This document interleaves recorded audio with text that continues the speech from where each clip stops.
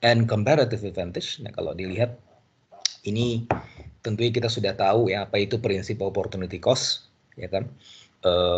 Intinya adalah kalau kita melakukan sesuatu dengan ada keterbatasan sumber daya, misalnya ada keterbatasan waktu, ya, maka kita tidak bisa melakukan hal yang lain.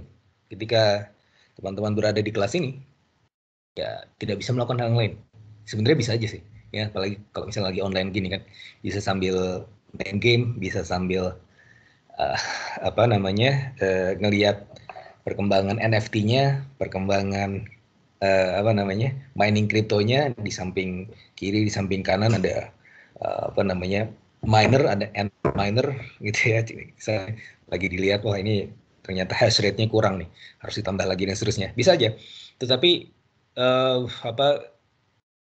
yang terbatas mungkin konsentrasinya gitu kan, harus di sini, harus ke sana. Jadi harus ada fokus. Nah, fokusnya ini adalah opportunity cost. Ketika kita terbatas dari sisi konsentrasi, terbatas dari sisi waktu. Meskipun sekarang di eranya entanglement seperti ini, kita bisa melakukan usaha-usaha yang sifatnya multitasking gitu ya. Tapi tetap saja ya, kalau misalnya kita mengalokasikan dari resources, lebih efisien kalau kita fokus di situ gitu ya, ketimbang kita melakukan multi fokus misalnya. Meskipun ya mungkin kita akan bisa melakukan semuanya sekaligus, tapi tidak akan sempurna. Nah, itu konsep opportunity cost. If you do something here, you're not be able to do something else elsewhere, gitu ya. Nah, konsep ini, opportunity cost, yang sudah kita pelajari di kelas mungkin pengantar ekonomi 1 dan juga lanjutannya, ini adalah yang dipakai untuk memahami comparative advantage. Karena comparative advantage itu adalah membandingkan ya pilihan-pilihan, yang mana perbandingan pilihan-pilihan itu adalah berbasis opportunity cost. Dan pada akhirnya kita akan bicara mengenai trade off, memilih satu dengan yang lain, gitu ya, trade off. Pilih satu, kita tidak bisa melakukan yang lain, gitu.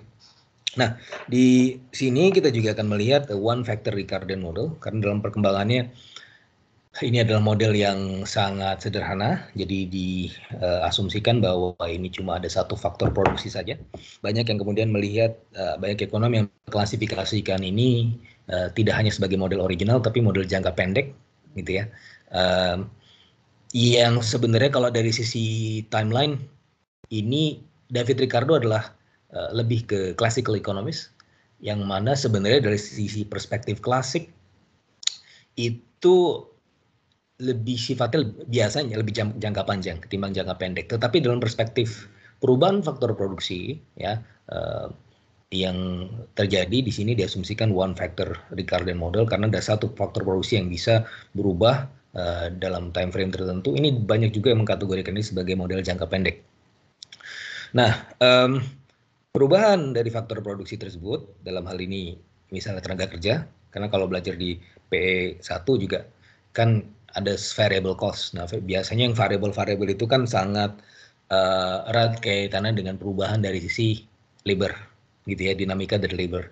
Nah, ketika tenaga kerja berubah, tenaga kerja bertambah atau berkurang, dia akan mempengaruhi production possibilities-nya. Dan tentu ada constraint tertentu, ya. Jadi perubahan itu menyebabkan perubahan dari sisi produksi, dan dia ada satu titik mentoknya. Ya, titik mentoknya itu ya kita bicara mengenai kapasitas produksi dan juga production possibilities. Nah, titik mentoknya itu ditentukan dari jumlah labor yang available di ekonomi. Dan dalam model jangka pendek memang bisa berubah gitu ya. One fact atau yang kita anggap berubah-ubah itu adalah one factor atau satu faktor produksi saja. Tetapi dia ada batas atasnya, gitu ya, tidak bisa melebihi itu, karena kita asumsikan bahwa tidak terjadi lagi penambahan labor ya secara umum di ekonomi. Total labornya nggak bisa bertambah lagi, meskipun dari sisi penggunaan labor yang existing itu bisa berubah-ubah, tetapi totalnya itu nggak bisa berubah lagi. Jadi kita masuk ke production constraint. Nah, dari situ kemudian kita akan melihat ya, kalau misalnya terjadi perdagangan, apa sih yang kita analisa, nanti kita akan lihat. Terus kemudian di sini kita juga akan melihat perbandingannya atau analisa dinamika wages and trade ya. Jadi upah dan juga trade. Apabila terjadi perubahan upah, bagaimana kemungkinan trade-nya dan seterusnya dan seterusnya. Kita akan tutup dengan sedikit misconception ya dari comparative advantage yang disampaikan oleh Krugman. Ini sebenarnya kalau nggak salah saya udah share juga di files itu tulisan saya di Jakarta Post tentang free trade and misconceptions ya, kurang lebih itu bahasa yang lebih populer gitu ya, nanti bisa dibaca tentang miskonsepsi dari free trade dan teori comparative advantage. Oke. Nah, kalau kita bicara mengenai theoretical overview ya, sebagaimana yang sempat kita singgung kemarin dalam gravity equation ya. Jadi perdagangan itu bisa terjadi karena beberapa hal. Yang pertama adalah dalam prinsip gravitasi yang terjadi atau perbedaan variasinya adalah berasal dari size-nya ya. Jadi market size, GDP per capita, population, dan juga distance di antara negara-negara tersebut. Ini yang kemudian menentukan bagaimana negara-negara itu kemudian melakukan perdagangan. Yang kemudian yang kedua adalah perbedaan tingkat produktivitas ya. Perbedaan produktivitas ini kalau kita lihat secara spesifik, kalau kita lihat perbedaan produktivitas itu bisa berasal dari sisi labor, bisa berasal dari sisi capital. Nah, jadi differences in productivity create productive advantages, ya perbedaan. Jadi perbedaan itulah yang kemudian menjadikan dasar dari perdagangan internasional, gitu ya. Dan di sini tentu kita bicara mengenai intertrade, belum berbicara mengenai intratrade. Nanti intratrade nanti di pertemuan-pertemuan berikutnya, tapi kita masih bicara mengenai intertrade. Apa itu intertrade? Yaitu perdagangan antara dua jenis barang yang berbeda. Antara dua jenis barang yang sama bisa dilakukan perdagangan? Nggak bisa, tapi nanti kalau kita sudah relaksasi beberapa asumsi yang mendasari Ricardian model, nanti di sini is not existing ya pada model Ricardo. Jadi masih perbedaan antara dua barang yang berbeda, misalnya antara baju dengan keju ya, bukan antara baju dengan baju gitu ya. Sekarang in reality kita bisa memperdagangkan antara baju dengan baju ya, intra-trade tetap as opposed to inter-trade. Nah, tapi nanti itu kalau kita merelaksasi beberapa asumsinya. Terus kemudian yang ketiga adalah trade occurs ya, faktor yang ketiga adalah karena economies of scale gitu ya. Jadi karena dia melakukan spesialisasi berdasarkan perbedaan produktivitasnya tadi, misalnya yang capital intensive nation, negara-negara yang capital intensif, dia akan fokus ke produksi-produksi yang sifatnya capital intensive. Sementara negara-negara yang labor intensif, dia akan fokus kepada produksi yang sifatnya labor intensif. Nah, dari situ dia bisa menciptakan skala ekonomis dengan melakukan spesialisasi. Ya, kalau kita ingat dari persamaan total cost ya atau average cost gitu ya. Jadi average cost itu adalah kita melihat ya, memperbandingkan antara cost-nya, baik itu fixed cost maupun variable cost dengan kuantitasnya. Nah, di jangka pendek, kalau misalnya kuantitasnya itu naik, gitu kan, relatif terhadap cost-nya, yang mana fixed cost itu ya tetap gitu, yang berubah variable cost-nya, tetapi kalau diperbandingkan, tetap saja secara umum kalau kuantitinya meningkat, maka cost-nya akan berkurang, gitu kan, karena perubahan kuantitasnya itu tidak diikuti oleh perubahan cost yang signifikan gitu ya. Jadi intinya adalah menjadi lebih efisien dari skala ekonomis. Ketika memproduksi lebih banyak, dia menjadi lebih efisien dan pada akhirnya harga yang atau ongkos yang dihadapinya akan menjadi lebih murah gitu ya. Itu adalah skala ekonomis. Dan ini yang kemudian menciptakan semacam perbedaan ya antara satu negara dengan negara yang lain. Oke, terus di sini kita akan bicara di Ricardian model ini cuma satu faktor produksi saja. Jadi differences in productivity, tapi productivity-nya dari sisi labor. Nah, nanti di berikutnya kita akan bahas mengenai Exerolin. Exerolin adalah perbedaan di tidak hanya labor tetapi juga yang lain ya, dalam hal ini capital. Nah, dalam perkembangan nanti yang model yang lebih kompleks nanti mungkin akan belajar di perdagangan internasional. Dulu namanya ekonomi internasional lanjutan ya. Jadi setelah ini nanti ada pendalamannya lagi ya, bahwa capital itu bahkan bisa tidak hanya, jadi kalau kita bicara labor ada capital, nah capital itu bisa K1, K2, K3 sampai infinite K gitu ya. Yang jelas bukan hanya dua faktor produksi, tapi bisa faktor produksi bisa banyak sekali. Bahkan ada yang mengkategorikan kemampuan institusional sebagai salah satu faktor produksi juga. Ya, itu pembahasan yang lain. Tapi kita asumsikan di sini ya, selain labor yang bergerak adalah capital. Jadi ada two factor model, extraordinary model. Nah ini productive differences ya, perbedaan produktivitas itu didasari pada dua faktor produksi itu, tidak hanya satu faktor produksi. Nah oke, sekarang kita fokus ke Ricardian model dulu. Jadi sebagaimana yang saya sampaikan tadi, bahwa Ricardian model menggunakan konsep opportunity cost ya, yang mana opportunity cost ini adalah dasar dari comparative advantage. Ya, sebagaimana yang saya sampaikan tadi, opportunity cost of producing something measures the cost of not being able to produce something else because the resources have already been used. Jadi ini adalah karena keterbatasan resources, maka kita harus memilih antara satu dengan yang lain. Kalau melakukan satu berarti tidak bisa melakukan yang lain. Ya, cost of doing something, ya alokasinya ke sana, sumber dayanya, akhirnya kita akan kekurangan alokasi untuk di tempat yang lain, ya gitu kan, opportunity cost. Nah, opportunity cost dalam konteks perdagangan internasional, dalam konteks negara yang melakukan perdagangan internasional apa? Gitu ya. Nah ini adalah kemampuan ya untuk memproduksi barang dan jasa. Kemampuan untuk memproduksi barang dan jasa itu ditentukan oleh faktor produksi.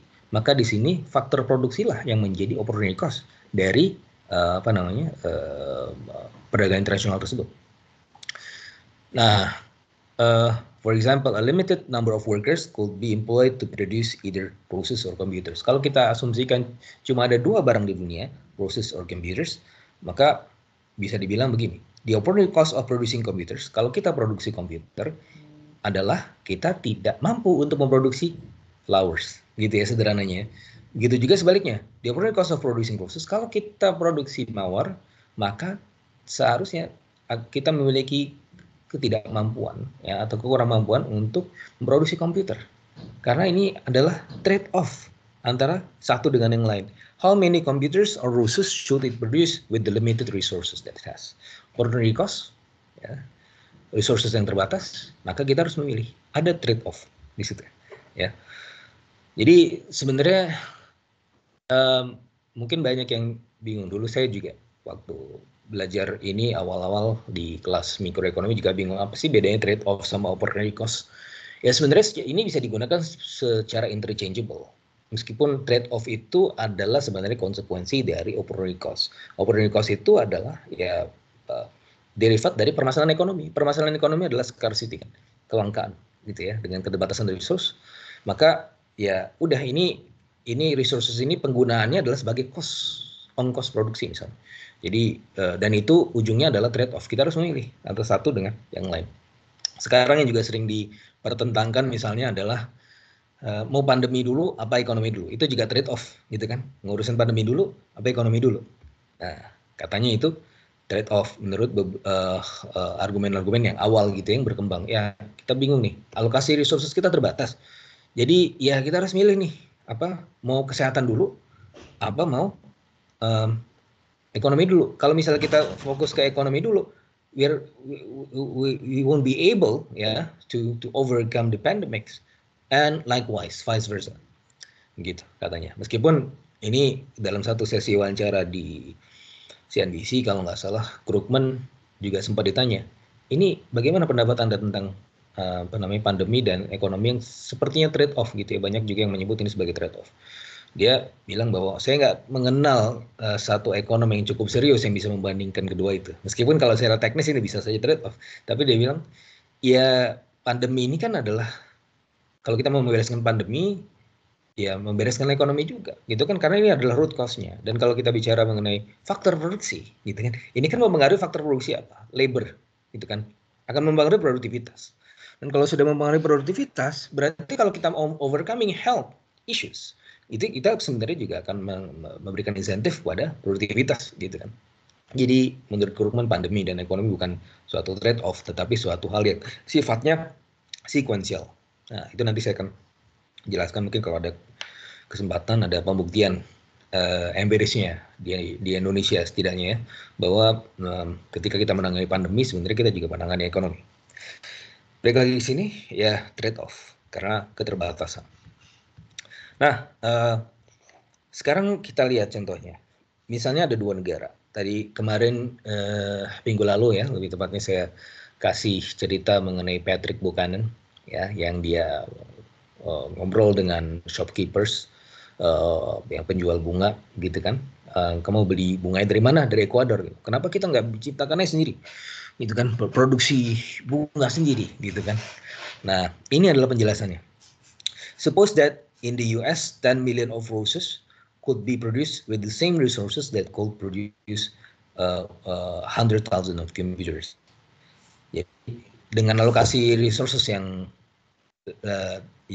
apa namanya given gitu ya, dia harus milih nih mau 10 juta roses, ya, sederhananya ya, meskipun pada akhirnya nanti akan lebih kompleks in reality.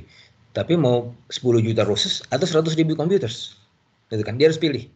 Nah kalau cuma memilih berdasarkan 10 juta roses, 100.000 computers, ya bingung kan? Yang mana nih yang harus diproduksi? Ya berarti bisa dong 10 juta roses. Kita bisa dong, kemampuan kita bisa kok memproduksi 10 juta roses. Nah untuk membuatnya jauh lebih apa namanya objektif, maka kita harus membandingkan dengan counterparts, dalam hal ini Ekuador. Ekuador dia dengan alokasi, dengan resources yang dia miliki, dia bisa memproduksi 10 juta roses atau 30.000 computers. Gitu. 10 juta atau 30.000. Dan dalam hal ini, ya, kalau memproduksi 10 juta roses di US at the expense of, ya, kenapa saya bilang at the expense of? Karena opportunity cost-nya. Opportunity cost-nya adalah tidak bisa memproduksi 100.000 computers at the expense of 100,000 computers. Ya, kalau dia produksi 10 juta, dia nggak bisa produksi 100.000. Kalau di Ekuador dia produksi 10 juta, dia nggak bisa produksi 30.000. Maka di sini opportunity cost untuk producing roses di Ekuador jauh lebih kecil dibandingkan dengan di US, ya kan? 100.000 versus 30.000. Nah, jadi kalau bicara begitu berarti si Ekuador ini sebenarnya lebih produktif ya dalam memproduksi roses ketimbang di Amerika Serikat. Kenapa tadi saya sudah jelaskan? Karena Ecuador has a lower opportunity cost of producing roses. Ecuador can produce 10 million of roses compared to 30,000 computers that it could otherwise produce. 10 juta atau 30.000 gitu kan. Dibandingkan dengan US yang 10 juta atau 100.000. Maka kalau dibandingkan, ya opportunity cost of producing roses di Ecuador jauh lebih kecil dibandingkan dengan opportunity cost of producing roses di US gitu. Jadi kalau dalam hal ini akan lebih bijak kalau Ekuador memilih untuk melakukan spesialisasi di produksi bunga. Bagaimana dengan US? Sebenarnya dari situ kita sudah bisa lihat bahwa dia seharusnya produksi computers. Tapi dengan analogi yang sama, Ecuador can produce 30,000 computers as opposed to 10 million roses. Sementara US can produce 100,000 computers as opposed to 10 million roses that it could otherwise produce. Nah, untuk lebih bilangan pembagiannya sama, ya, jadi kita samakan gitu ya. Jadi di US can produce 30.000 computers, ya, as opposed to 3.3 million of roses, gitu kan. Jadi 30.000 atau 3,3. Sementara Ekuador 30.000. Jadi kita bandingkan kalau Ekuador 30.000, di US juga produksi 30.000 computers. Dia produksi berapa roses? At the expense of, kalau di Ecuador 10 juta roses. Kalau di US 3,3 juta roses. Berarti dalam hal ini US punya the opportunity cost of producing computers in the US is less than it is in Ecuador gitu ya. Jadi kalau kita bandingkan ini, maka seharusnya US bisa spesialisasi di computers, sementara Ecuador sebaliknya. Oke, nah itu adalah comparative advantage. Jadi comparative advantage in producing a good if the opportunity cost of producing that good is lower in the country than it is in the other countries. Jadi kalau kita lihat yang kita bandingkan antara satu negara dengan negara lain, kita bandingkan opportunity cost-nya. Kalau di US dalam hal ini opportunity cost of producing computers lebih kecil dibandingkan dengan di Ekuador ketika memproduksi computers, maka di sini comparative advantage dari US adalah di komputer. Sementara sebaliknya di Ekuador kita lihat tadi opportunity cost of producing roses itu jauh lebih kecil dibandingkan dengan opportunity cost of producing roses di US. Berarti si Ekuador punya keunggulan komparatif di untuk memproduksi bunga. Nah, jadi itu ya perbandingannya. Kenapa kita pakai opportunity cost ya dan seterusnya. Dan itu adalah mendasari perbedaan keunggulan komparatif antar negara. Oke, nah sekarang coba kita lihat nih contoh sederhananya ya, satu simulasi sederhana. Jadi sebentar kita lihat. Nah, untuk yang kondisi awalnya, misalnya si US produksi 10 juta roses, yang ini ya. Kita nggak usah lihat dulu tanda negatifnya, ini nilai absolutnya aja kita lihat. Jadi US awalnya produksi 10 juta roses. Sementara Ekuador awalnya produksi 30.000 computers. Ya, jadi nggak usah lihat tanda negatifnya, kita lihat tanda absolutnya aja. Jadi 10 juta versus 30.000 computers. Oke.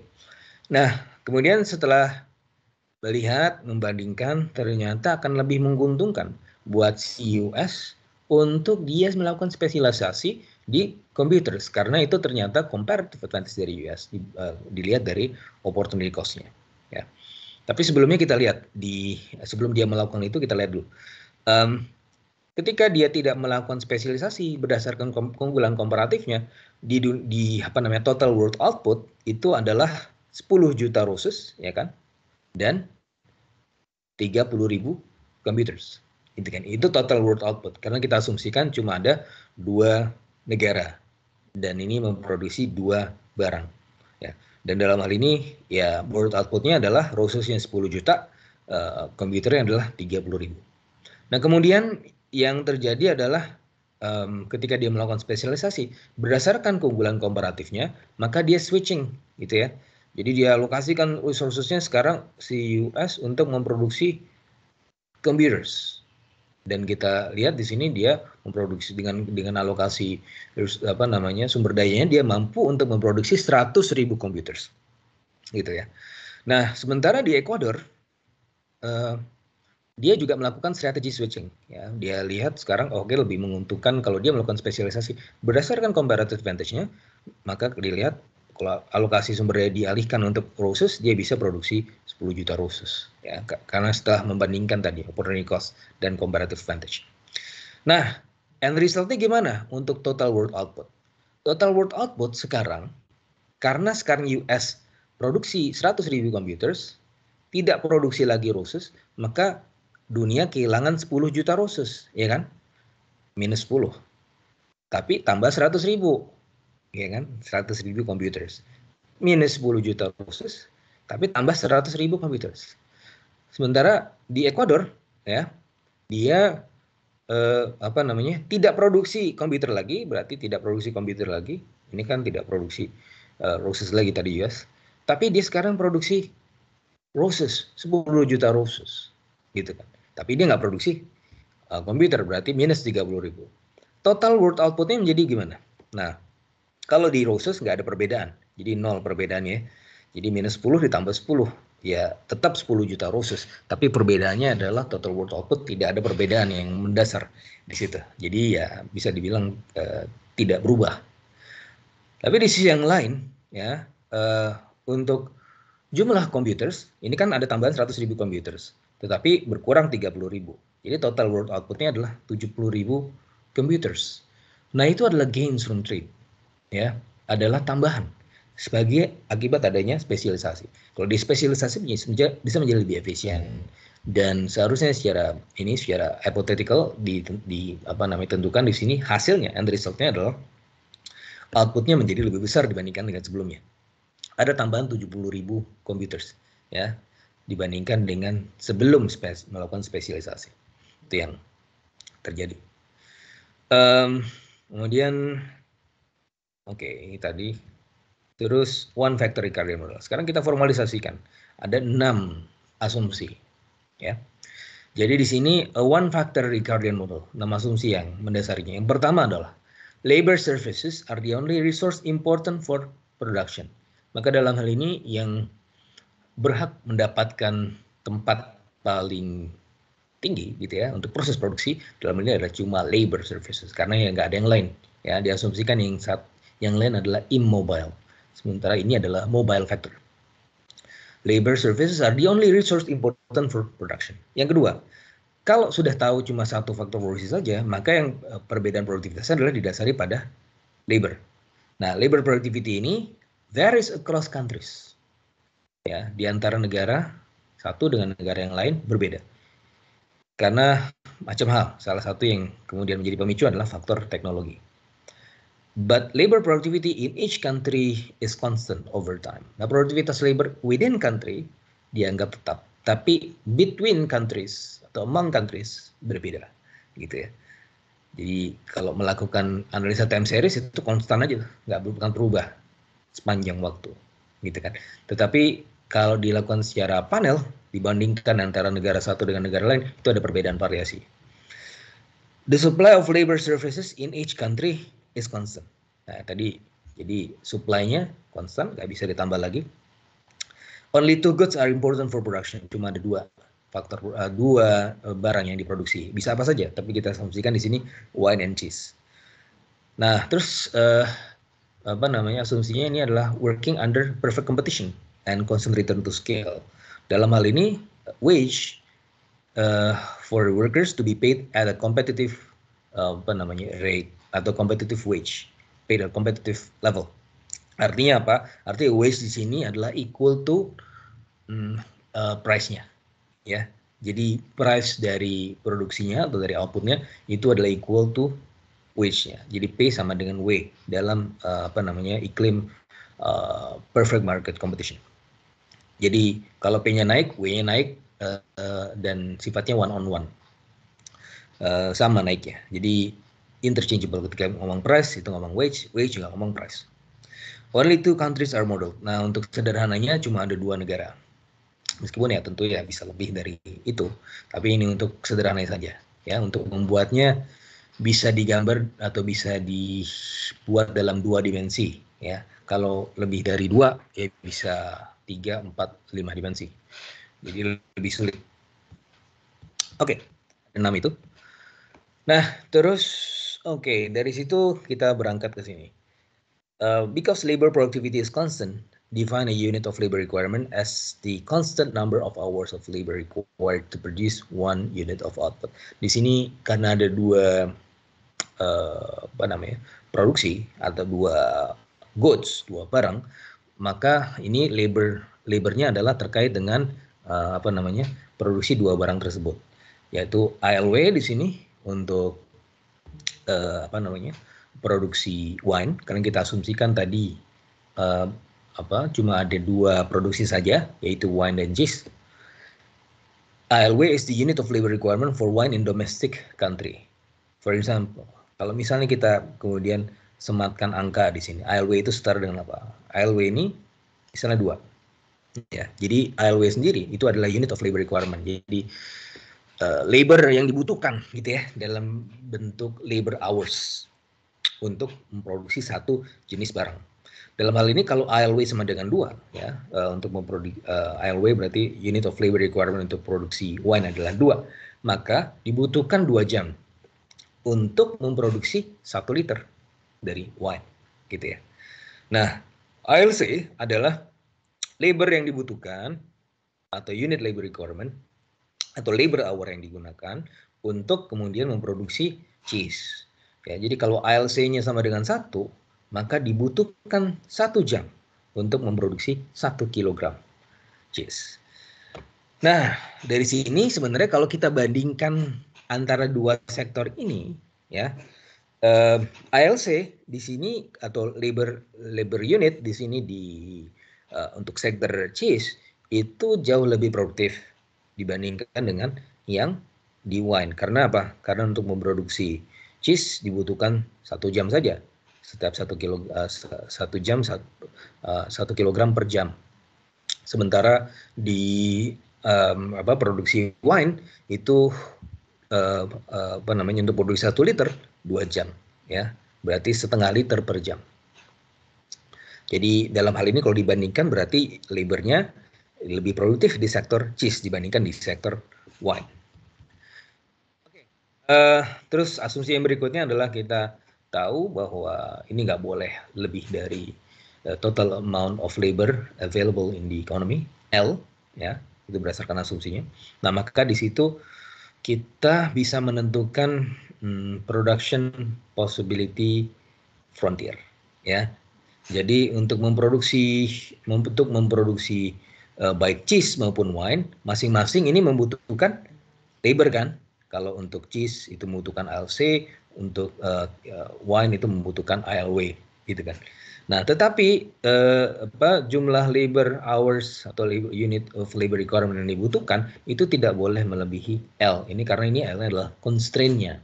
Maka kita bicara mengenai frontier. Kita bicara edge, ya, atau kapasitas, ya, dari produksi dibatasi oleh L tadi. Nah, dari situ kita bisa membuat semacam production possibility frontier. Yang ini garis lurus, ya, dari P ke F, Kalau misalnya tidak ada produksi cheese, ya, tapi produksi wine semua, ini yang terjadi, ya. Jadi zero cheese production and all wine. Sebaliknya kalau misalnya produksi zero wine tetapi all cheese di sini, gitu kan. Nah, mungkin ada yang bertanya-tanya, kok beda dengan apa yang saya pernah pelajari dengan production possibility frontier yang di kelas PE 1 misalnya, kan production possibility frontier sepertinya dia concave to origin, artinya dia cekung to origin. Jadi kan kenapa nggak cekung, tapi kenapa garis lurus seperti ini? Nah, ingat ini cuma ada satu faktor produksi. Nah, kalau production possibility frontier yang cekung itu terhadap origin, itu karena apa? Karena ada lebih dari satu faktor produksi, ada 2 faktor produksi misalnya, gitu. Nah, tapi kalau cuma ada satu faktor produksi di sini, ya seperti ini. Bentuknya adalah seperti straight line curve. Karena ini adalah persamaannya, gitu kan, balik lagi ke sini. Jadi a straight line curve kalau dibuat grafik itu straight line. Kalau semuanya 0 tadi sebagaimana saya sampaikan tadi, kalau wine-nya semua 0, nggak ada wine production, maka produksi cheese-nya adalah L per ALC. Tadi, ya. Terus kalau QC-nya 0, tidak ada produksi cheese, maka QA-nya adalah L per ALW. Nah, dari situ sebenarnya yang paling penting adalah persamaan yang ini. Kenapa? Nah, ini dalam perspektif misalnya kita untuk memproduksi wine. Untuk memproduksi wine, kalau misalnya kita nggak punya kalau memilih untuk tidak produksi QC sama sekali atau tidak produksi cheese sama sekali, maka semuanya ini adalah jumlahnya L per LW, labor per unit of labor requirement. Itu semua resources difokuskan kepada wine. Tetapi seringkali ini kita produksi dua-duanya, gitu kan. Kalau wine ada, cheese-nya ada, gitu kan. Nah, tapi tadi ada opportunity cost, ya kan? Ada opportunity cost. Kalau produksi ini, berarti yang ini berkurang, gitu. Nah, kalau kita ingin juga memproduksi quantity of cheese dengan alokasi yang terbatas, maka akan ada resources yang dialihkan ke cheese tapi berkurang untuk wine. Nah, ini ditunjukkan melalui tanda yang negatif ini, downward sloping. Jadi kalau untuk memproduksi QC, ya, itu harus ada yang jadi korban. Korbannya adalah quantity of wine yang berkurang sebesar ALC per ALW. Itu koefisien dari QC, ya. Ini interceptnya, ini adalah koefisien dari QC-nya atau yang bisa kita namakan sebagai opportunity cost. When the economy uses all of its resources, The opportunity cost of cheese production is the quantity of wine that is given up, ya, or reduced as QC increase. Jadi ini adalah opportunity cost of producing wine. Opportunity cost of producing wine. Jadi ketika kita produksi cheese, ya, at the expense of wine production, ya.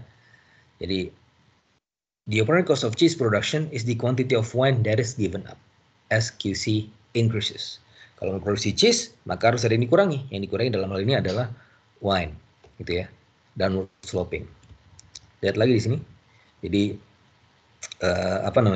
kalau memproduksi ini cheese, harus ada yang berkurang, gitu kan?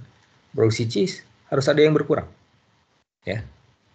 Itu opportunity cost-nya, gitu kan? Kalau mau nambah cheese harus dikurangin wine-nya, gitu. Nah, uniknya lagi di sini karena ini straight line curve, gitu ya. Jadi opportunity cost di sepanjang kurva ini, ya, itu sama, ya. Mau tambah cheese kurang wine, tambah cheese kurang wine, jadi satu-satu, gitu. Jadi karena bentuknya ada straight line curve. Beda kalau misalnya curve production possibility frontier. Karena ini straight line, maka nilainya opportunity cost di setiap garis ini adalah sama. Absolute value of slope equals to the opportunity cost of cheese in terms of wine. Nah, ini disebut juga sebagai slope, tingkat kemiringan, gitu ya. Downward sloping, negatif, ya, slope. Dan ini adalah tingkat kemiringan. Jadi koefisien koefisien yang ini tadi, ILC per ILW itu juga menentukan besarnya slope. Oke. When the economy uses all of its resources, the opportunity cost is equal to the absolute value of the slope of the PPF. Ya, the opportunity cost is the slope, gitu kan? Opportunity cost sendiri adalah slope dari production possibility frontier, gitu. And it is constant when unit of labor requirement are constant, gitu ya. Jadi constant sepanjang garis tadi. Oke, terus kita langsung aja ke sini, gitu ya. Tadi kita udah tahu bahwa untuk memproduksi cheese and juga wine itu dibatasi oleh L, ya, labor available in the economy. Kita sudah tahu kapasitas produksinya, ya. Describes what an economy can produce, kapasitas produksi. But to determine what the economy does produce, kita hanya tahu kapasitasnya sampai mana, tapi di mana, di titik mana, gitu ya. What the economy does produce, we must determine the prices of goods. Maka harus diinteraksikan dengan dinamika dari prices. Oke, nah di sini kita lihat karena ada dua barang, cheese and wine, maka harganya adalah price of cheese dan price of wine. Because of competition, ya, hourly wage of cheese makers are equal to the market value. Ya, jadi wage sama dengan price, gitu ya. Baik itu yang di cheese maupun itu di wine, gitu kan. Because workers like high wages, they will work in the industry that pays a higher hourly wage. Jadi tergantung dia mau pilih sektor yang mana. Dia pilih sektor yang mana adalah tergantung dibayar lebih tinggi atau enggak, gitu kan, dibandingkan antar sektor. Gimana cara membandingkannya? Nah, karena kita juga punya tadi konsep opportunity cost, ya. Jadi langsung aja ke sini deh. Ini yang lebih mungkin lebih jelas, ya. Jadi ini membandingkan antara harga.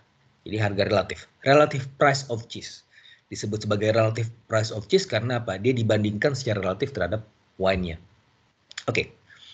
Kalau relative price of cheese in producing cheese lebih besar dibandingkan dengan opportunity cost, ya. Insentifnya lebih besar dibandingkan dengan opportunity cost, maka workers will only make cheese. Maka untuk menentukan di mana, ya, sektor mana nih yang akan tumbuh, maka tergantung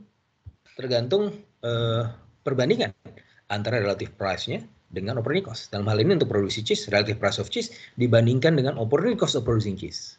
ternyata yang lebih besar adalah insentif atau relative price of producing cheese.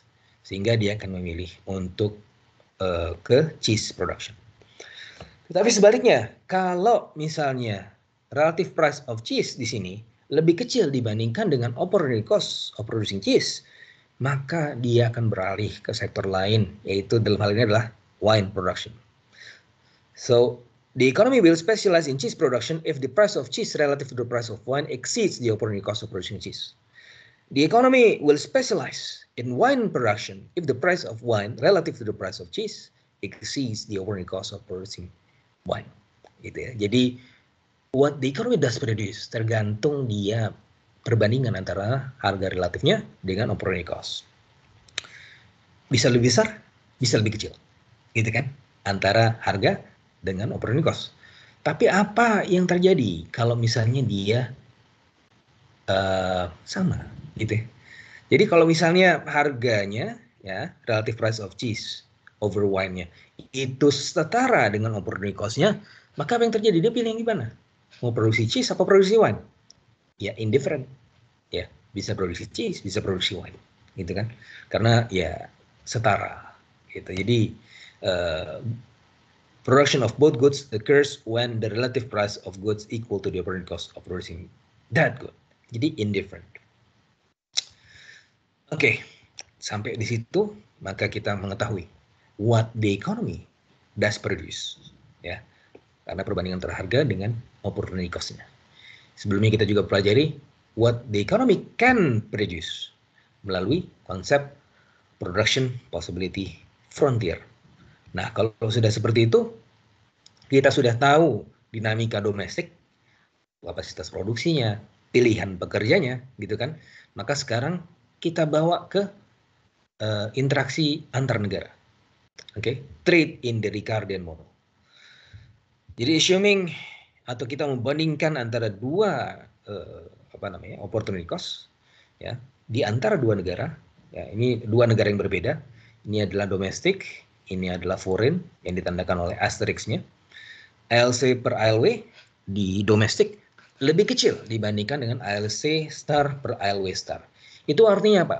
Opportunity cost of producing cheese di dalam negeri lebih kecil dibandingkan dengan di luar negeri.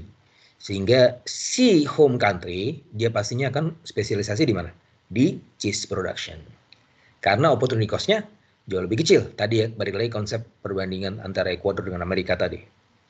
Jadi di sini kita melihat bahwa domestic country dia akan di cheese production, sementara si foreign country dia akan spesialisasi di wine production. Nah, itu perbandingannya. Jadi negara mana yang spesialisasi di mana dibandingkan antara opportunity cost-nya. Jadi kita tadi sesuai dengan cerita di awal, ya. Jadi dia membandingkan opportunity cost-nya. Dia spesialisasi di mana dibandingkan berdasarkan opportunity cost-nya yang lebih kecil. Kalau dia lebih kecil di situ, maka dia memiliki keunggulan komparatif di situ, maka dia akan melakukan spesialisasi di situ, ya. Dan kalau dia melakukan spesialisasi, end product-nya adalah diperdagangkan antara satu dengan yang lain. Ada intertrade, ya. Nah, trade in Ricardian model. Oke, balik lagi sini. Suppose the domestic economy is more efficient in wine and cheese production. Nah, tapi ada kalanya. Ada kalanya.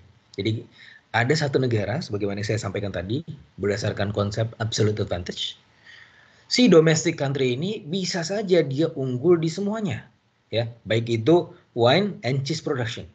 It has an absolute advantage in all production.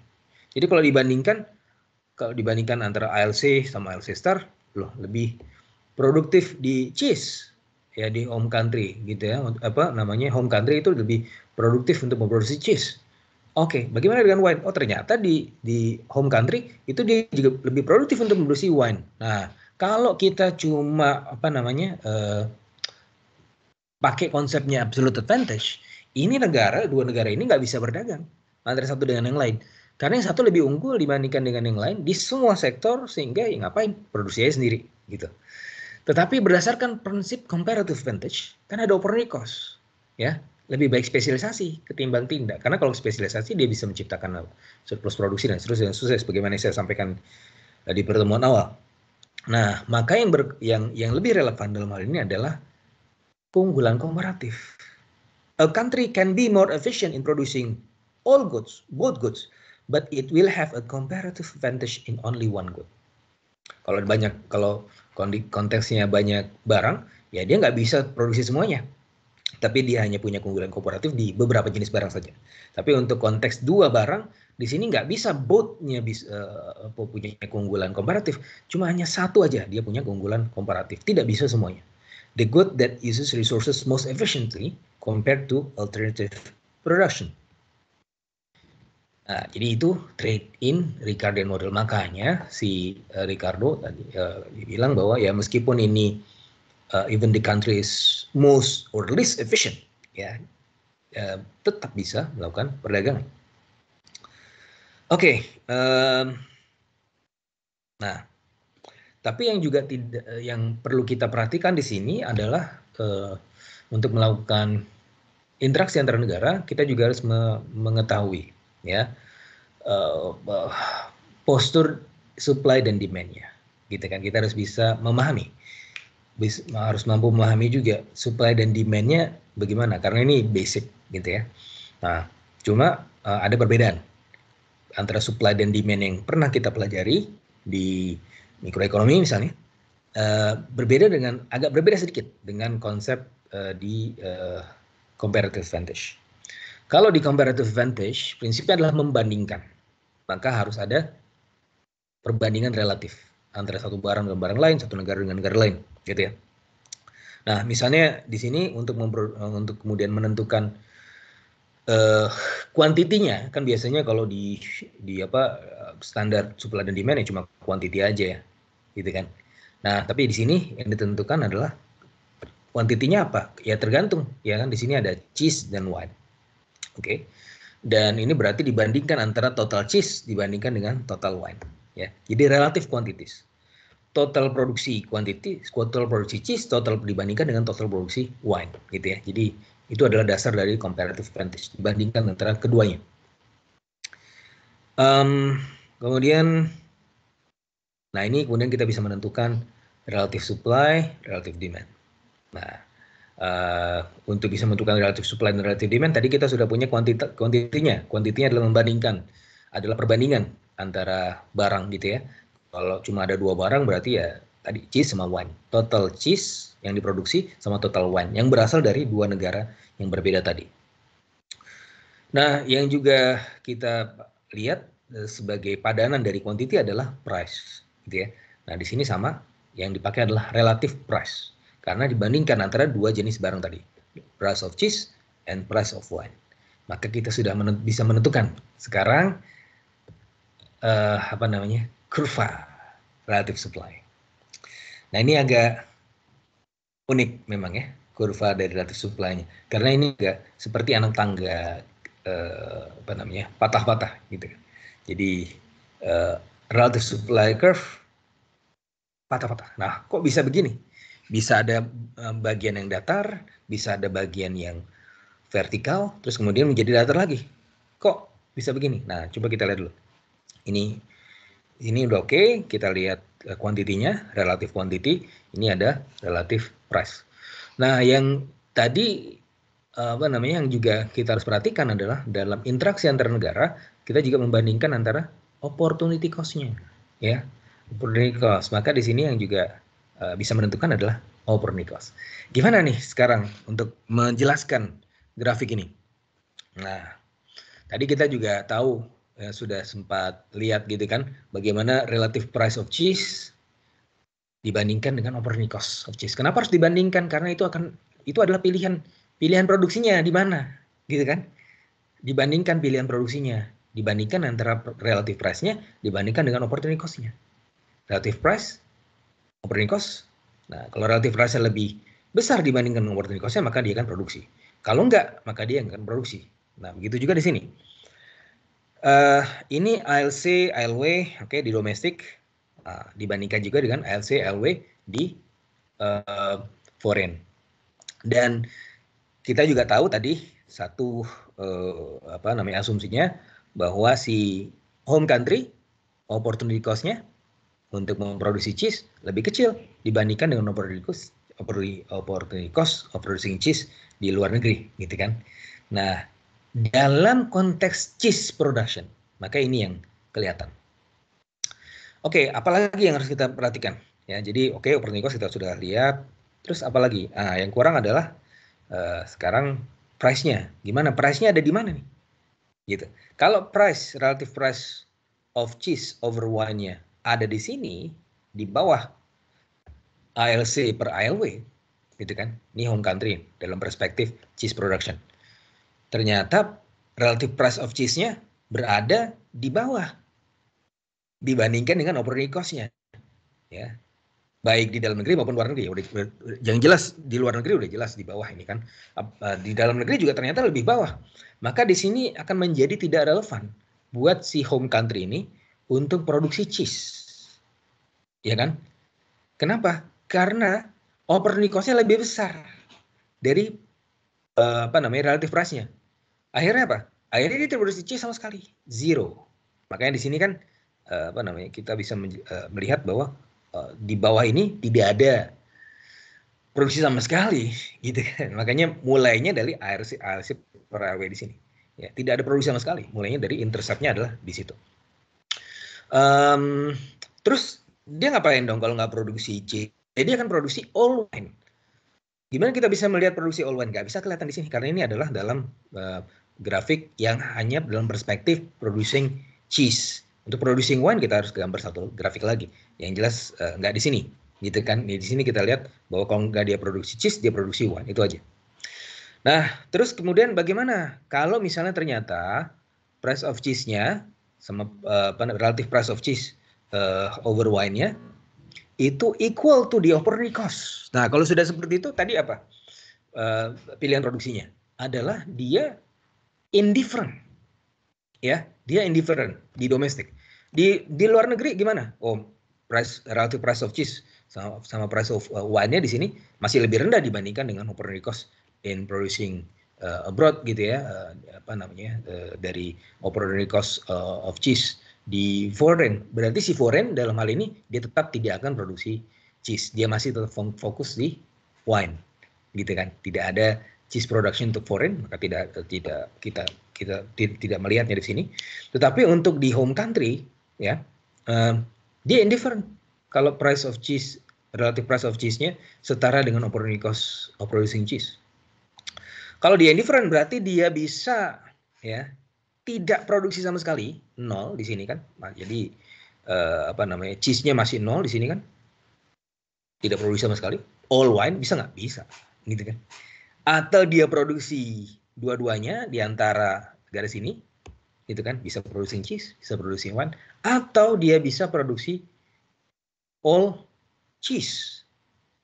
Semua resources digunakan untuk cheese. Mentoknya di mana? Mentoknya berdasarkan ketersediaan dari labor, gitu ya. Jadi ini adalah karena labornya udah terconstrain, gitu ya. Jadi mentoknya di situ.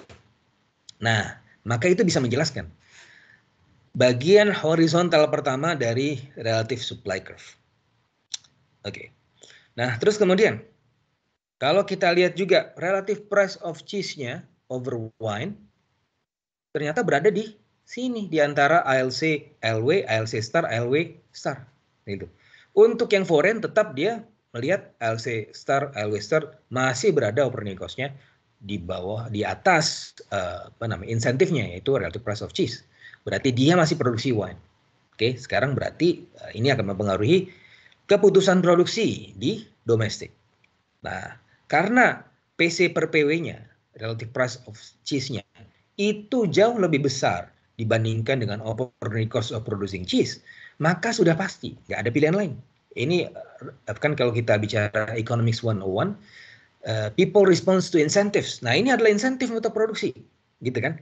Maka insentif untuk produksi di sini adalah untuk domestic country, dia ada di sini, di mana dia tidak produksi wine sama sekali, ya, tapi dia produksi cheese, artinya dia di sini, gitu kan?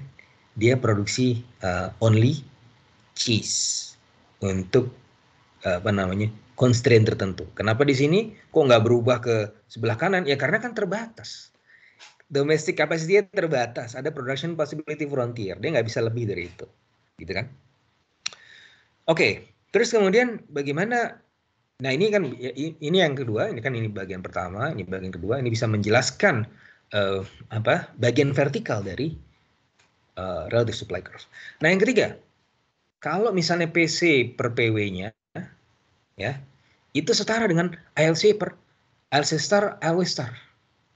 Kalau untuk domestic production itu sudah pasti dia tetap akan produksi all cheese, ya, sudah pasti produksi all cheese. Ya itu udah nggak ada dinamika lagi di situ, nggak apa namanya, tidak no debate gitu kan. Nah tetapi di foreign sekarang dia sudah memiliki keinginan juga. Karena apa? Karena PC per PW-nya, relative price of cheese-nya, itu setara dengan apa namanya, operating cost-nya. Kalau begitu dia juga, oh iya, kalau gitu dia juga bisa produksi apa? Produksi cheese. Dia bisa tetap memproduksi zero cheese, berarti di sini itu tidak sama sekali, karena indifferent. Atau dia bisa menambah produksi cheese apa namanya, as a total world output, bisa, gitu kan? Atau dia bisa memproduksi, tapi dia bisa memproduksi wine juga. Jadi produksi ini adalah titik di mana dia bisa produksi cheese, bisa produksi wine juga, indifferent. Atau dia bisa mencapai ke titik ini, limited ya, tentunya infinite berdasarkan kapasitas produksi di sana juga, gitu kan.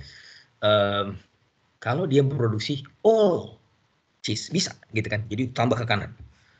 Nah, akan menjadi lebih jelas lagi kalau PC per PW-nya itu berada di atas ALC star and ALW star. Berarti semuanya dia produksi cheese.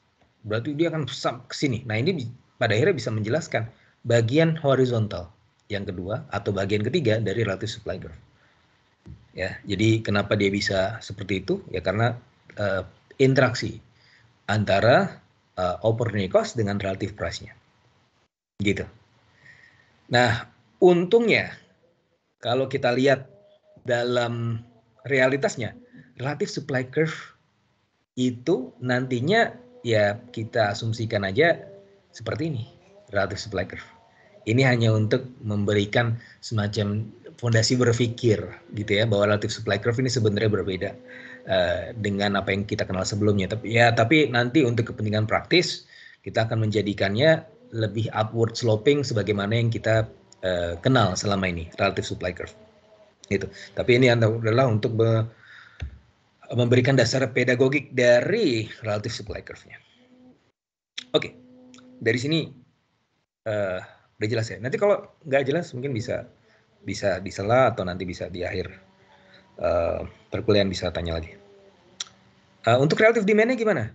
Untungnya relative demand ini sebagaimana yang kita kenal, yaitu biasa aja gitu kan, relative demand-nya di situ. Nah, jadi bisa apa namanya, nanti relative demand-nya interaksi dengan relative supply bisa di sini dan seterusnya. Tapi ya nanti yang akan sering kita pakai relative supply dan relative demand yang seperti ini. Ya, tidak ada perbedaan dengan supply dan demand yang sudah biasa kita kenal gitu. Tapi itu hanya untuk menjelaskan bahwa sebenarnya ada sedikit perbedaan saat dari konsep comparative advantage ini. Tapi tetap kalau berdasarkan supply dan demand ya masih seperti ini. Gitu ya. Oke. Terus nah, dari situ kemudian kita bisa menentukan, kan tadi ada trade, ada keputusan produksi, pertama ada kapasitas produksi, terus kemudian ada keputusan produksi, ada interaksi antar negara, dia akan memilih di mana gitu kan, spesialisasinya berdasarkan dinamika dari relative price dengan opportunity cost. Nah, sekarang kita akan melihat orang berdagang kan adalah untuk mendapatkan keuntungan, ya. Nah, keuntungan itu didapatkan dengan cara seperti apa?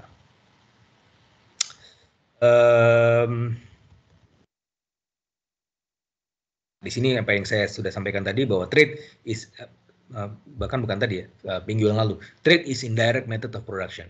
Ya, dia menciptakan surplus produksi dan pada akhirnya dengan surplus produksi tersebut dia bisa kemudian membeli, dia bisa melakukan ekspor, dan dari ekspor dia bisa membeli barang-barang impor gitu. Nah, ini yang terjadi ya. Jadi trade expands consumption possibilities. Yang tadinya dia cuma PF aja, Tetapi dengan trade ya, yang tadinya kapasitas produksi terbatas, tapi dengan trade dia bisa melakukan spesialisasi, dan dari spesialisasi itu dia sekarang bisa mendapatkan quantity of wine yang lebih banyak dibandingkan dengan sebelumnya. Expand consumption possibilities. Begitu juga dari sisi foreign, ya tadi dia terbatas pada F star dan P star saja, tapi dengan trade pada akhirnya dia bisa kemudian menambah konsumsi cheese-nya. Karena pada akhirnya ini akan menjadi better off dalam konteks kapasitas produksi. Ya, jadi pivoting, ya dia spesialisasi di mana, terus habis itu dia menciptakan struktur produksi dari situ, dan untuk hal-hal yang tidak bisa dia produksi sendiri, dia impor. Nah, dari impor itu akan menciptakan consumption atau expanding the consumption possibilities. Dan kalau kita bicara balik lagi ke konsep mikroekonomi, kalau lebih banyak pilihan lebih baik, gitu kan? Consumption possibilities lebih banyak lebih baik, karena itu akan mengentertain consumer preference atau consumer satisfaction atau utility, gitu ya, yang akan lebih better off dibandingkan dengan tanpa adanya pilihan atau terbatasnya pilihan, gitu. Oke, nah ini yang mungkin bisa kita lihat secara contoh angka. Nah ini lebih mungkin bisa lebih jelasnya melihat konsep gains from trade itu apa sih, gitu kan? Nah, kita asumsikan ini ada domestik, ada foreign, sama seperti tadi. Ada dua produksi, cheese and wine, dan ALC di sini untuk memproduksi cheese dibutuhkan 1 jam. Untuk memproduksi wine dibutuhkan 2 jam ya, 1 liter dibutuhkan 2 jam. Untuk di foreign ALC Star ini untuk memproduksi cheese 1 kilogram itu dibutuhkan 6 jam ya. Terus di foreign ini W ya seharusnya, ALW Star ALW Star, yaitu untuk memproduksi 1 liter wine dibutuhkan 3 jam. Nah, kalau kita cuma pakai absolute advantage, ini kita bandingkan nih. Ini domestik lebih produktif di mana? Lebih produktif di cheese kan, 1 jam dibandingkan dengan 6 jam. Wine dia ternyata juga lebih produktif ya, 2 jam dibandingkan dengan 3 jam untuk produksi 1 liter of wine. Dalam hal ini si domestik jauh lebih produktif di 2 barang, cheese and wine. Kalau sudah seperti ini, ya kalau cuma pakai pendekatan absolute advantage, maka tidak akan terjadi perdagangan internasional, ya. Tetapi ya kita kan pakai konsep comparative advantage. Makanya sekarang kita harus membandingkan perbandingan antara cheese dengan wine. Coba kita lihat di domestik. Untuk memproduksi cheese, ya 1 kilogram ALC 1 kilogram ALC. Tapi kan kita juga tadi harus membandingkan dengan ALW, gitu kan? ALC dibagi dengan ALW, ya 1 jam dibandingkan dengan 2, ini setengah, ya. Jadi yang domestik ini setengah, gitu kan? Terus wine-nya ini di sini untuk memproduksi wine dibandingkan nih ALW per ALC, berarti 2/1, 2, gitu kan? Ini 2, ini setengah, ya. Terus untuk foreign ini dibandingkan ya antara ALC per ALW Star 6 dibagi 3 ya, 6 dibagi 3 6/3. Nah, terus kemudian ini ALW dibandingkan dengan ALC 3/6 ya, 3/6. Nah, kalau sudah seperti ini ya kan berarti kita sekarang bisa ya membandingkan antara domestik dengan foreign. Nah, kita bandingkan ini. Di sini untuk domestik setengah untuk memproduksi cheese, operating cost-nya dibandingkan dengan 2 operating cost-nya untuk memproduksi cheese di foreign. Kalau sudah seperti ini, yang mana yang lebih kecil? Yang lebih kecil adalah yang di domestik. Artinya dia jauh lebih produktif. Artinya comparative advantage di domestik adalah untuk memproduksi cheese, ya kan? Apa benar? Gitu kan? Coba lihat wine-nya. Wine-nya adalah di sini 2 dibandingkan dengan setengah. Yang mana yang lebih kecil? Ternyata si foreign di sini juga memiliki keunggulan. Ternyata keunggulannya berbeda. Dia tidak even the most or the least efficient countries memiliki keunggulan spesifik. Dalam ini keunggulan spesifik dari foreign adalah untuk memproduksi wine, gitu kan? Tapi si domestik begitu dan si domestik tidak memiliki keunggulan secara spesifik atau komparatif di wine, sehingga dia bisa lakukan spesialisasi. Foreign si domestik akan spesialisasi di cheese, sementara foreign akan produksi atau spesialisasi di wine. Oke. Nah, itu kita bisa melihat dia produksi di mana berdasarkan keunggulan komparatifnya. Ya, berdasarkan opportunity cost-nya. Opportunity cost yang lebih rendah menghasilkan keunggulan komparatif. Oke, tapi bagaimana gains from trade-nya? Nah, ketika dia melakukan spesialisasi, misalnya di domestik ini, dia kan spesialisasi nih. Dalam 1 jam, ya, dia bisa memproduksi 1 kilogram cheese, gitu kan, 1 kilogram cheese. Nah, oke, dari 1 kilogram cheese ini, kalau udah diproduksi, terus kalau dia mau jual harganya berapa? Nah, ini mana? Oh, enggak ada di sini. Kita asumsikan PC sama dengan PW sama dengan 1, ya. Jadi kalau mau dijual nih 1 kilogram cheese dijual dapatlah 1 rupiah misalnya. Dalam 1 rupiah itu kan dia dapat profit nih. Trade is indirect method of production. Ketika dia dapat profit, maka profit itu juga akan dibelanjakan untuk kebutuhannya. Kebutuhannya adalah dalam hal ini untuk membeli wine. Oke, dia akan membeli dalam hal ini 1 liter wine. Ya, jadi dari produksi cheese 1 kilogram dijual dapat 1 rupiah. Kemudian dari 1 rupiah itu dibelanjakan untuk membeli 1 liter wine karena price of wine juga 1. Nah, terus dari mana kita bisa lihat gains from trade-nya? Ya, dibandingkan ketika dia harus produksi sendiri.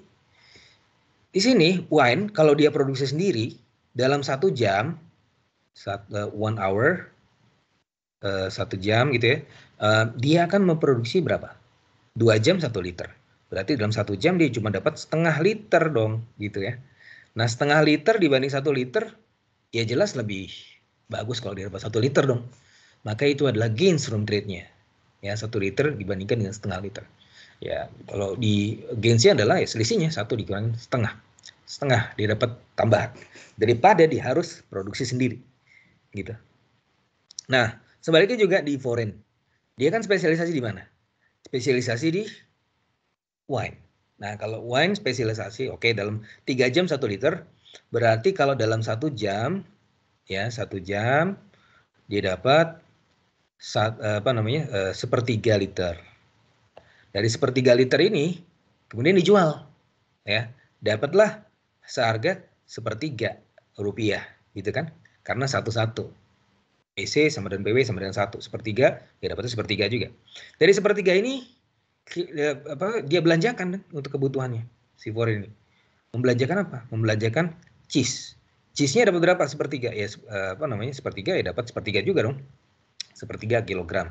Karena PC sama dengan PW sama dengan 1. Dari 1/3 cuma punya 1/3 nggak apa-apa. Tapi kan dia tetap bisa belanja kebutuhannya 1/3 kilogram.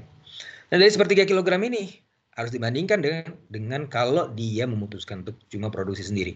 Kalau produksi sendiri di sini gimana? Kalau produksi sendiri dalam 6 jam 1 kilogram. Berarti dalam 1 jam dia memproduksi cuma 1/6 gitu kan. Di sini 1/6 dong kalau dia produksi sendiri 1/6 kilogram. Nah, dibandingkan dengan 1/3 kilogram ya better off lah. Gitu kan, 1/3 kilogram. Nah, itu gains from trade. Maka akan lebih menguntungkan kalau dia melakukan spesialisasi. Dari spesialisasi dia bisa menciptakan profit, dari profit dia bisa memberi kebutuhannya. Gitu kan. Dibandingkan dengan keadaan sebelumnya, maka dia masing-masing negara ini better off. Baik yang the most or the least efficient countries can gain from trade. Oke, terus lagi. Ini udah tadi, terus udah ya relative wage ini juga menentukan produktivitas gitu kan.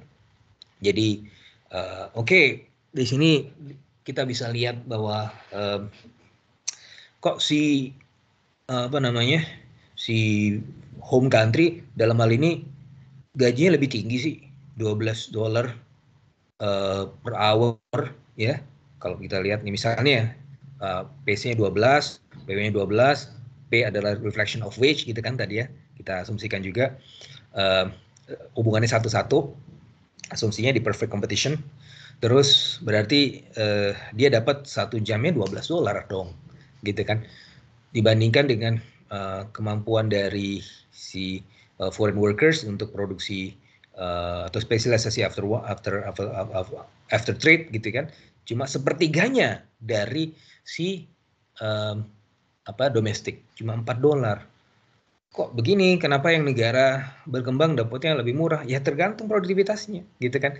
Dia murah, yes, karena dia tidak produktif, tetapi dia tetap bisa mendapatkan keuntungan dari situ juga, gitu kan.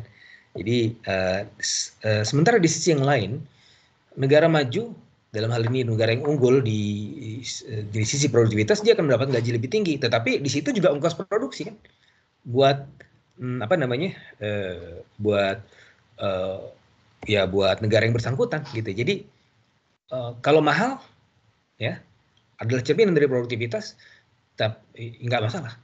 Tapi kalau misalnya dia mahal tapi tidak produktif, dia juga itu yang akan menjadi masalah gitu kan. Nah kalau kita lihat di sisi ada papernya Chris Manning dan Russell tahun 2007 yang menjelaskan betapa ongkos dari labor kita itu tumbuhnya cukup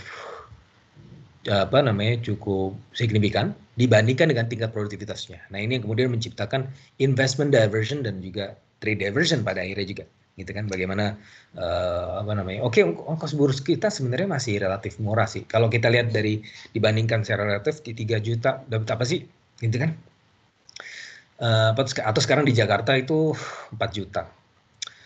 Dapat apa sih dengan 4 juta itu? Gitu. Tapi kalau untuk menjadi lebih fair lagi, dengan 4 juta itu dia bisa menghasilkan apa, gitu kan. Nah kalau dibayar 10 juta boleh nggak buruh? Boleh aja asal produktif.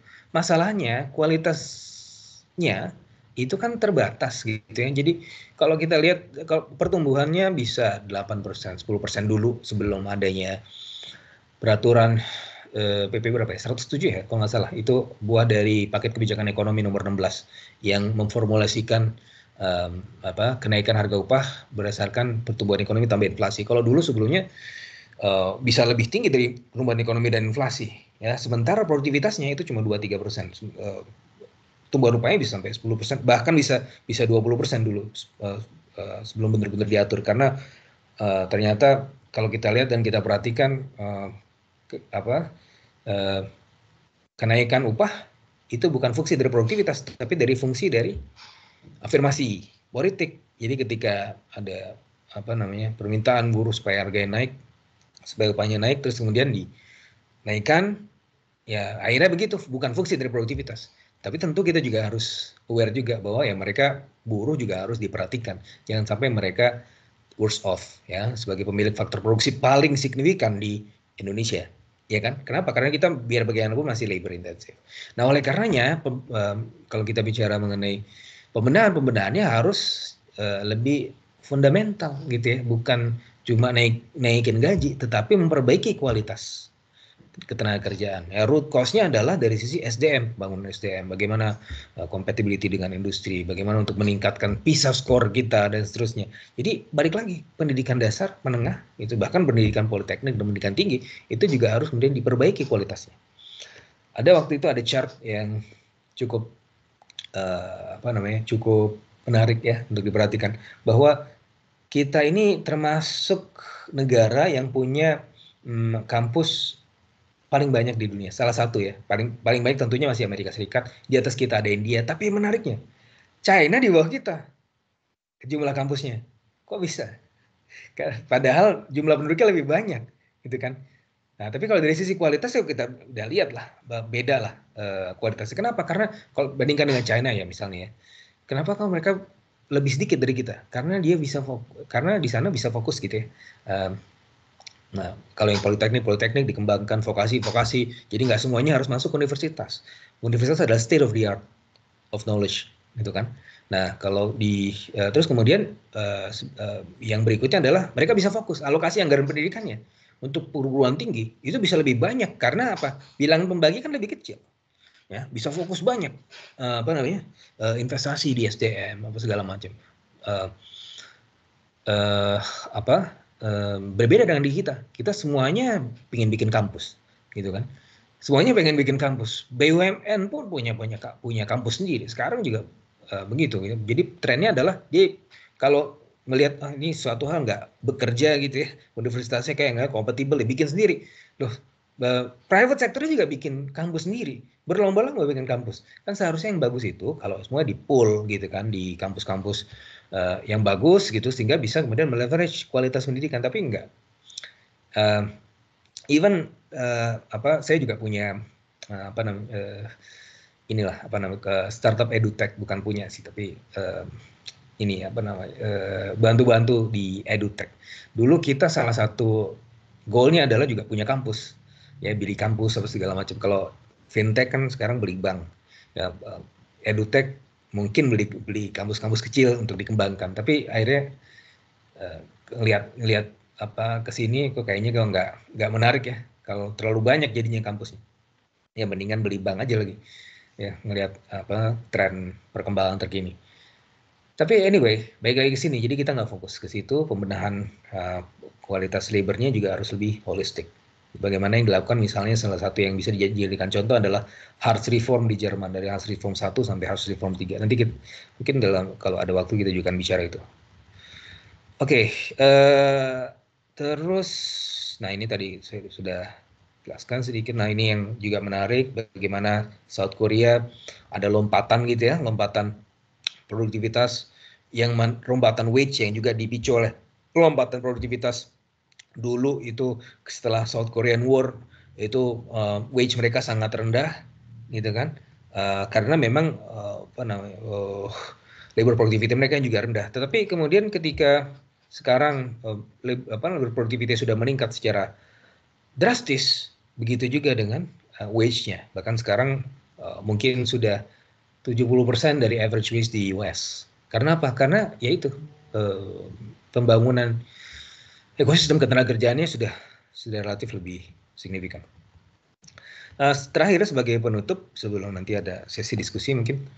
Jadi di sini kita bicara mengenai miskonsepsi. Ada banyak kemudian miskonsepsi yang berkembang. Ya, 3 yang mungkin yang paling sering atau FAQ gitu ya kalau bisa kalau di kolom-kolom apa namanya ada web, ada apa macam-macam, biasanya ada kolom FAQ yang paling sering ditanyakan, ini paling sering kemudian disangkakan kepada free trade. Free trade katanya adalah is beneficial only if country is more productive than foreign countries. Nggak juga, gitu kan? Is beneficial for both countries, for all countries. Karena apa? Karena perbedaan relatif produktivitas itu yang kemudian menciptakan kebutuhan, gitu kan? Dia bisa lebih tidak produktif, tapi sebagai kompensasinya upahnya lebih murah, sehingga apa? Sehingga ya apa namanya investasi masuk ke situ, gitu kan? Dan trade apa namanya jaringan rantai produksi juga bisa memanfaatkan itu dengan baik, gitu. Jadi nggak masalah. Jadi ini adalah miskonsepsi yang pertama. Miskonsepsi yang kedua, free trade with countries that pay low wage hurts high wage countries. Nggak juga, gitu kan?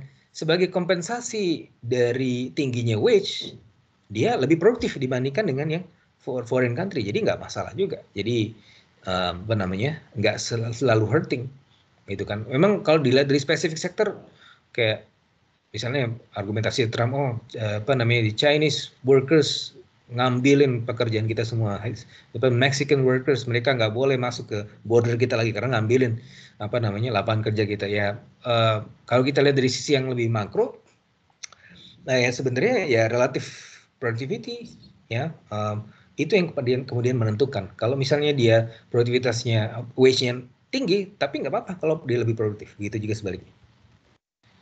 Free trade exploits less productive countries. Begitu juga kalau kita lihat apakah ini akan selalu eksploitatif hubungannya? Enggak juga. Karena apa yang kita lihat di China, di Korea Selatan, mereka pada akhirnya bisa catching up. Ada factor price equalization. Nanti kita akan bicarakan mengenai factor price equalization berikutnya di pertemuan berikutnya. Tapi yang jelas ada catching up, ada konvergensi, gitu ya. Dari konvergensi itu apa namanya, hubungannya tidak selalu eksploitatif. Mungkin ada kalanya lebih eksploitatif, bisa juga. Ya, kita tidak bisa menafikan itu. Tapi kalau misalnya dijadikan semacam norma bahwa free trade selalu mengeksploit less productive countries, enggak juga. Karena pada akhirnya even yang seemingly eksploitatif itu sebenarnya ada benefit juga, ada knowledge spillover, ada capacity spillover, sehingga sekarang kita bisa melihat China bisa melihat apa namanya, punya production network sendiri, kemudian Korea Selatan juga begitu, dan seterusnya. Saya berhenti di situ. Kita akan apa namanya, kalau ada pertanyaan silakan, dan kalau enggak kita bisa selesai. Silakan kalau ingin bertanya.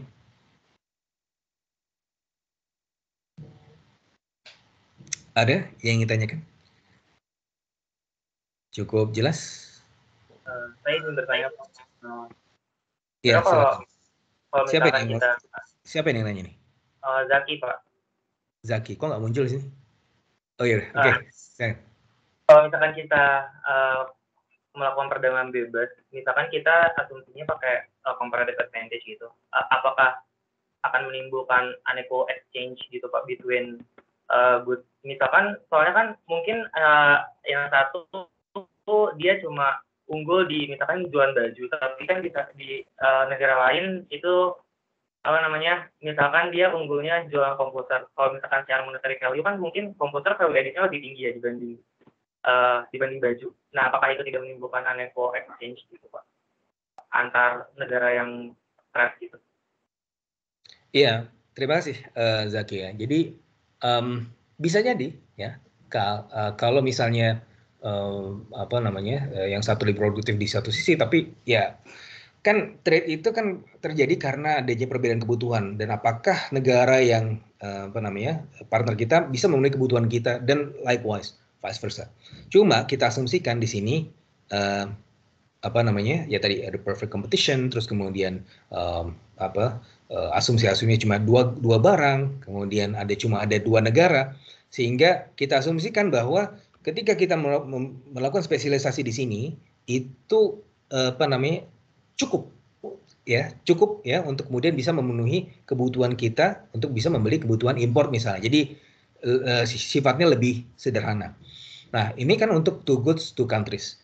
Nah, kalau misalnya tadi pertanyaan lebih relevan kalau lebih dari dua barang dan juga lebih dari dua negara. Dan untuk itu karena negaranya lebih variatif, maka kita bisa memenuhi kebutuhannya. Misalnya untuk satu kebutuhan tertentu kita bisa impor dari China. Untuk yang lain kita bisa impor dari negara yang lain dan seterusnya gitu. Jadi lebih seperti web gitu ya, jaringan web. Jadi jaringan kebutuhannya di apa lebih kompleks dari itu. Cuma balik lagi ke pembahasan kita di sini, ini kita asumsikan nggak terjadi apa namanya, unequal needs tadi ya. Jadi yang satu butuh cheese, yang satu butuh wine ya. Yang satu butuh cloth, yang satu butuh food, atau sebaliknya gitu kan. Yang satu spesialisasi di cloth atau spesialisasi di cheese, yang satu spesialisasi di wine, dan pada akhirnya bisa terkonsolidasi kebutuhannya melalui perdagangan gitu. Jadi asumsinya relatif lebih equal antara satu negara dengan negara lain. Oke, baik Pak. Oke. Ada lagi?